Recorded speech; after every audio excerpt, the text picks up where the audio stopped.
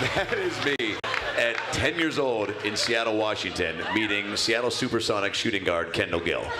My mom, God bless her, single mom, bought some Sonics tickets. She's like, let's go early and get a picture. And I was like, cool, do you mind if I let him ask me to junior prom? Welcome back to the Ultimate Seattle Sports Show. Yesterday we had Hall of Fame quarterback Warren Moon on the show. Today, a lot of entertainment with comedian and actor, Seattle's own Adam Ray joined us. And Adam, thanks a lot for making the time today and joining us on the show. Dude, come on. I literally I told your producer, I said, can you stop emailing my personal email? And then he showed up at the front door last night and said, dude, Chris Egan really, I forget how he sounded. It was late. I was the melatonin kicked in, but he was like, Chris Egan really wants you on the show. I was like, you put on some pants and we'll talk. 10:30 works great. And no, dude, you guys are Seattle legends, and it's a true honor to be here. And I'm glad you guys are stepping into this avenue of the media. Like, why should the Kelsey brothers be the only good-looking white dudes with podcasts? Well, you listen, man, you got a big show premiering on Netflix June 19th. We want to get into that in just a few, but you are also a huge sports fan, as everybody pretty much figured out by now. You grew up in the Pacific Northwest. You went to Shorecrest High School. You're always repping the Sonics, and you're a big fan of the NBA. So first of all, what did you think of that game last night? Knicks coming back from 29 down to beat the Spurs. Well, first of all, I was surprised at how much I was into the game, because when the Soups left, and I try to block the year out, but I want to say it was like 07, 08 was the last year maybe. And my basketball has been my favorite sport forever. Now I think, Mariners baseball has always been a first love. Hawks football, I think, became more of a passion once the Soups left. But I didn't watch the NBA for the first probably 2 years after the Sonics bounced to OKC, because it was the most devastating thing ever. I was like, if somebody was like, would you rather your folks get back together or the Sonics come back? I was like, that's the easiest question of all time. I want to retire the Big Smooth.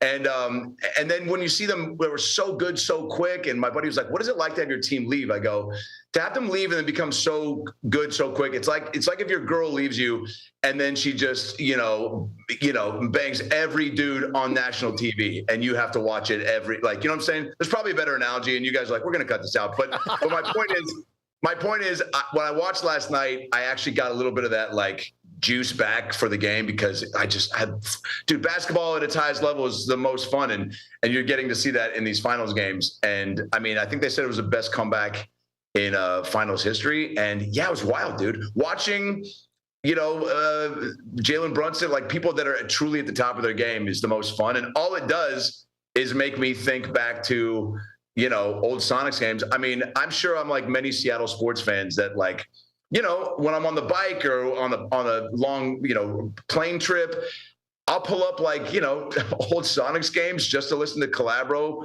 and just get a little bit of that magic back. Now, look, are we coming back? I'll believe it when I see it.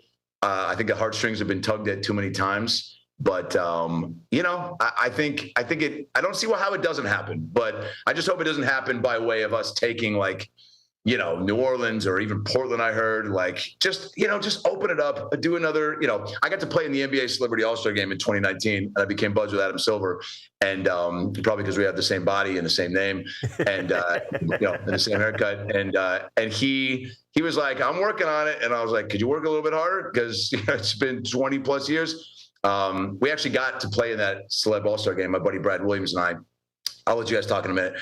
When my buddy Brad and Brad's a dwarf. He's a little person. He actually could be under your table, so check before you leave. But he's a great comedian. Check him out on YouTube.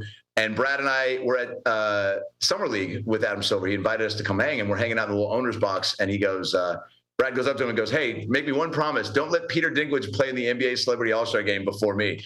And Adam Silver goes, F that guy. And then he goes, you're in. And then we kind of paused and we were like, are we? And then he walked away and his guy was like, I guess you guys will be getting an email. And then we played in the game. And it was unbelievable. Anyway, how are you guys? And I love, buddy, how you rep the Sonics everywhere you go. It's not just when you're back home in the P&W. You always have your Sonics gear on. I love that. I love the fact in 2026 you called it your favorite event of the year. Behind the plate, Fifth Avenue Theater. The place was packed. The event featured Cal Raleigh. You had Julio Rodriguez out there with you. Seahawks GM John Schneider was on hand. For you, somebody that's grown up here, how special was that night? Oh, dude. I mean, it was awesome. There's no way to sugarcoat how cool it is to be buds with athletes because they're up on such a pedestal. But guess what? They're just normal people. You know what I'm saying? Cal Raleigh, I think he wipes, so if he does, he does it just like we do, front to back or back to front. They're all just people, but, they do this incredible thing that we can't imagine doing or try to do and then realize we don't have the skill set for it. But it was awesome. We raised a ton of money for the Alexander Hamilton organization, which is a great nonprofit in Seattle. Been around 20 plus years. It gives high achieving underprivileged kids, scholarship money and college help and just really a community to stick with for their journey. And it was awesome, man. Julio and Cal, I've got to know real well, and Sammy Darnold and Coach McDonald and Schneider, and they're all just down to clown. That's the coolest part. Being fans of them is one thing, but I've known Sam since he got drafted, and so, literally, when he landed in Seattle, I showed him and his sweet wife, Katie, around the area. And it was so cool when there was rumors of him not staying in Minnesota. I was like, bro, I think you're coming here, man. And then it happened. So it's like, to have your buddy be your quarterback of your team is very cool. But I just rep Seattle so hard.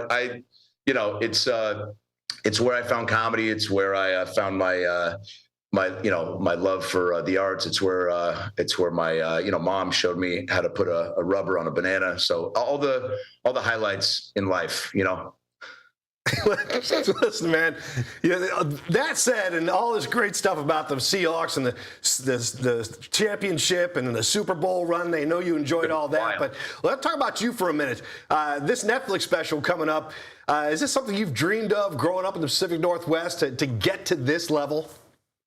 Yeah, I mean, a long time ago, I stopped kind of having, goals are great, but the entertainment business is so flimsy. There's so much uncertainty, and you just got to control what you can control, right? So, for me, why I got into this is the fun factor and making people laugh. I was a bigger kid growing up. My mom and I shared a bra, I used to like to say, and I started to make people laugh, and I was looked at as the funny kid instead of the fat kid, and that I kind of just kept chasing that because I was like, oh, cool, this makes me feel good, and it's coming kind of easily, and it's making others feel good. And the older I've gotten, the messages I get daily from people. There's this kid that I've been staying in touch with for a while that's had cancer for like the last 5 years, and now he's on hospice. And his buddy just called me today and is like, do you mind talking to him today? Just he's my huge fan, and I've gotten him into all these shows around the country the last few years. And comedy is just such a medicine, and I really I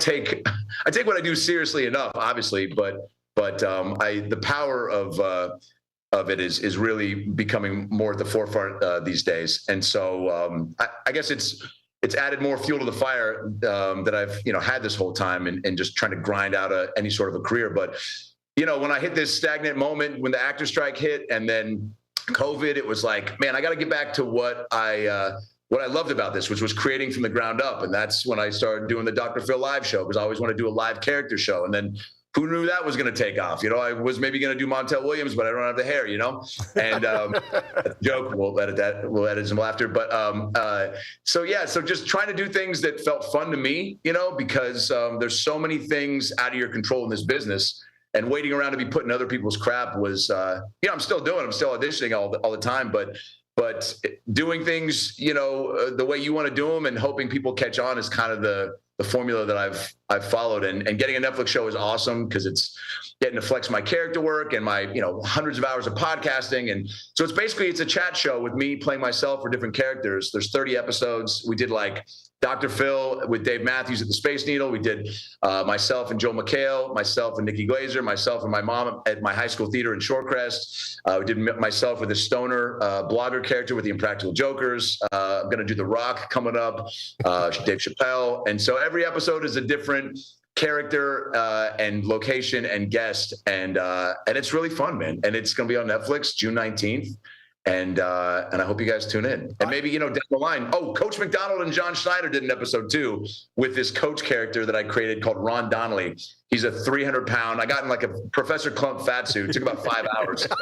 And it's actually one of the best episodes. John and Mike are so silly. Like John has, gotten over well. Coach McDonald, did a thing with me for the McAfee show and for a first pitch at the Mariners when I pretended to like pull my shoulder, and then he came out and out of the bullpen. But that episode is special. We also did a live Dr. Phil with Marshawn Lynch and Sam Darnold that'll also be a part of the Netflix show.